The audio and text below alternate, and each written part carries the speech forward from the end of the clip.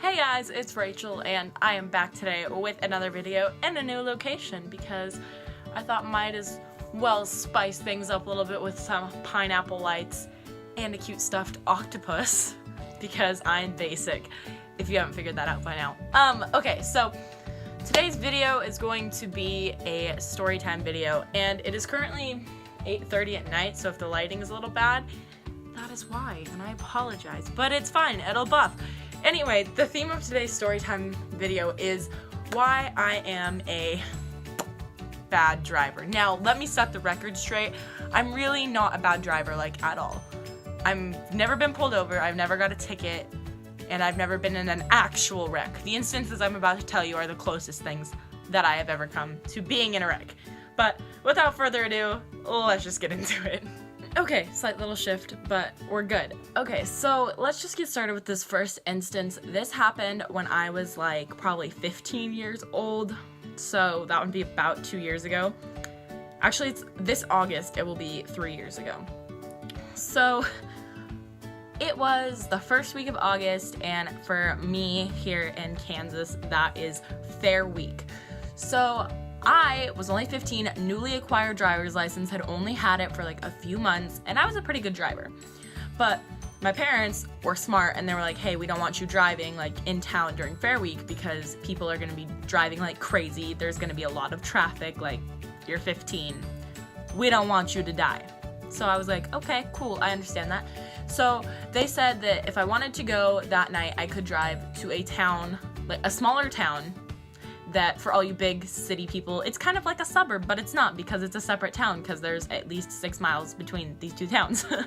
So they're like, you can drive there and then you can ride with your cousins and your aunt to the fair. And I was like, okay, cool, sounds like a plan. So I do that, I leave my car at her house, and then we go to the fair, and then my aunt comes and picks me up, and it's all dandy and everything's good. Now, mind you, it's Kansas, it's August. So the weather was wet, and it wasn't raining. It was just wet from previous rain and just humidity. It was wet.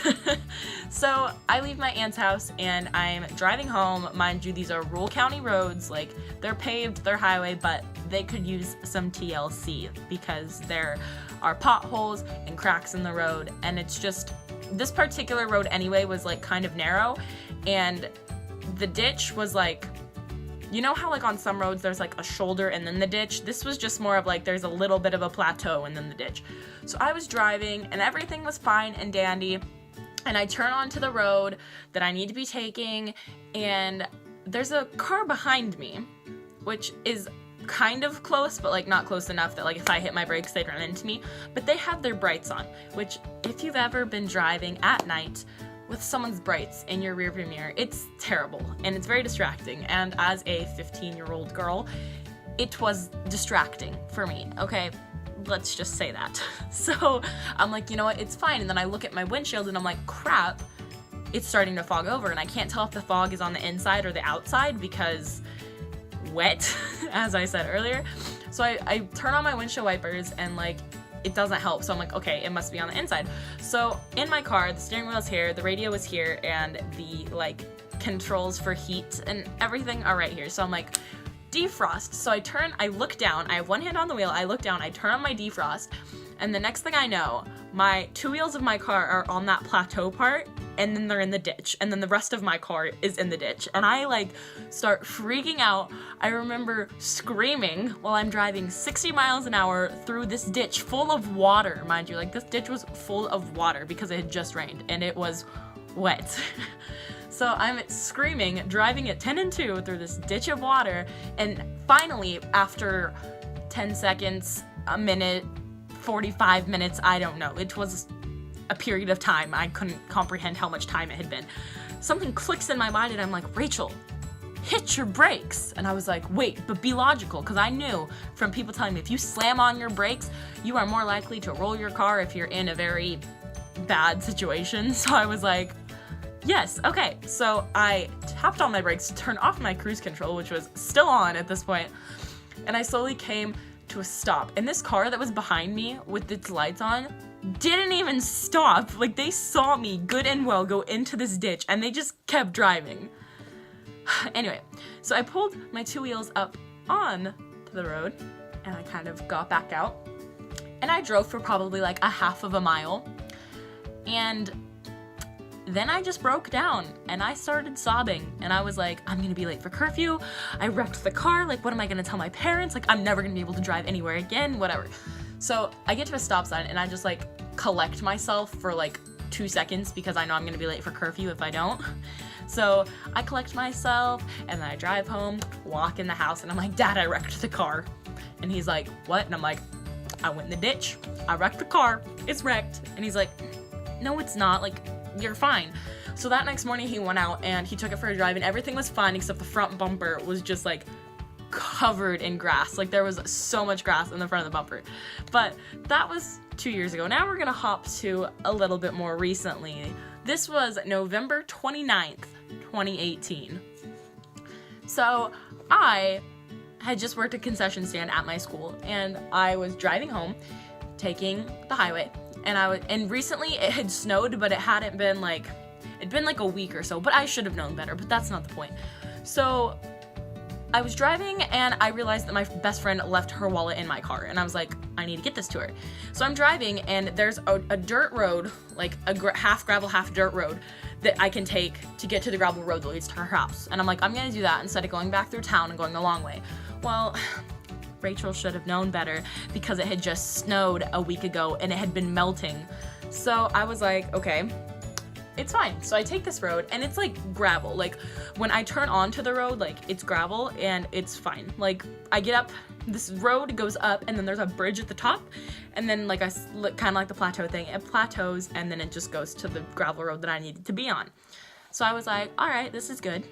So I'm driving, you know, listening to my music. I don't even remember what song was playing, but I get onto the bridge and I get off of it, and I see some like really, really muddy spots. But in my head, I'm like, these aren't that bad. I was like, if I just speed up and power through these, I'll be fine. That was not the case. I hit those muddy spots, and I don't know how I did this, but if you looked at the tire tracks in the road, you could see what had happened. I hit these muddy spots, and then like my car must have slid when it hit it, and it spun out on this mud and just nosedived into a ditch. And I was like, okay. I was like, I'm fine. It'll be fine. So I put my car in reverse with its nose in the ditch. I'm like, if I just give it enough gas, I can back up out of this and I'll be fine. So I backed up, and I'm just spinning. And I'm like, oh God. So I get out. Mind you, I'm wearing these actual same skinny jeans and knee-high boots. So not waterproof. So I step out, and the first thing I do is my foot goes down, like at least 3 inches into snow. But it was just the top that was snow, because underneath it was melted. So when I hit that, water, mud, and grass splashed up on me up to like my waist. And it was really cold outside, and it was dirty, and I started crying. And I called my sister and her husband, and I was like, I need you to come pull me out. I'm in a ditch. I knew that they had a truck, and I was like, I need you to come pull me out. I'm like, I don't know what to do. I'm like in hysterics. And they're like, well, I don't know how we're gonna get you out. We don't have a tow rope. And I was like, my mom's gonna be so mad. So I was like, okay. And like, I was like, just come here, whatever. So she's like, okay, like we're on our way. Like I shared my location with her. And then I called my mom and told her, and my mom's like, calm down.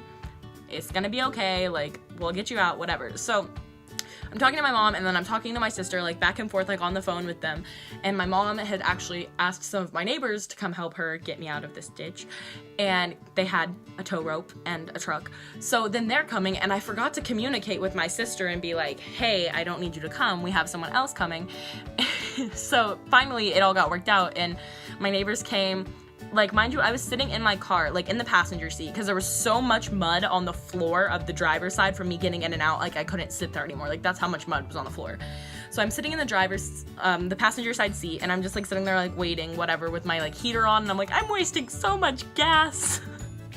And I was like, this all would have not happened if I would have just been smart. And, like, I'm beating myself up about it, and then I see lights come over that bridge that I came over, and I'm like, oh my God, finally. And then they stop and turn around and go the other way, and I'm like, what? Well, it was because my mom and my neighbors coming to get me didn't want to also get stuck So they went around the long way, like I should have done, to come get me. Anyway, they pulled me out and it was fine. My car had issues for a while because there was so much mud up under it, but Rachel knows better now and won't be that stupid anymore. So, yeah. Anyways, thank you so much for watching this video. Learn from my mistakes. And like I said, I'm really not that bad of a driver. In the almost 4 years that I've had my license, I've never wrecked. So, well, like, damaged, and I've never been pulled over, like I said. So, you know what? It's not all that bad. But if you enjoyed this video, go ahead and hit that like button so that I know that you got some enjoyment out of my tragedy, which was not a tragedy. And go ahead and click the subscribe button if you haven't, so that you can stay up to date with my craziness and my antics. Don't forget, also in the description bar is my Twitter and my Instagram if you want to stay posted with me on there. And just don't be stupid. As Michael Scott would say, I will see you all and catch you on the flippity flip.